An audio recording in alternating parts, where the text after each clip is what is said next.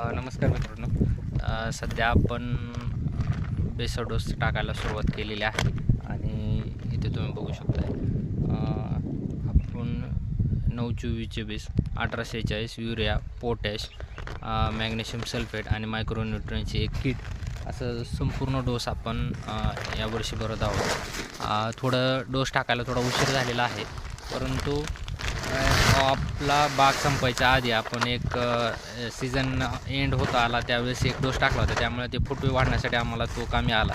त्याच्यानंतर आता हा दुसरा डोस भरतो आहे आपण. ऑफ सीझनमधला हा दुसरा डोस आहे.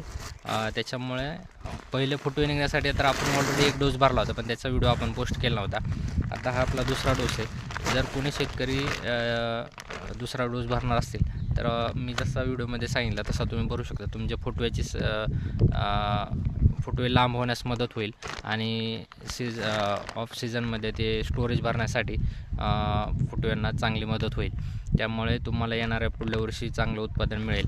तर असाच डोस भरायचा असेल तर तुम्ही नक्की भरून घ्या आणि ह्या महिन्याच्या एंडपर्यंत भरून घ्या, जेणेकरून पुढं ऊन वाढल्यानंतर त्याचा काही जास्त फायदा होणार नाही. त्याच्यामुळे ऊन वाढायच्या आधी हा डोस भरून घ्या.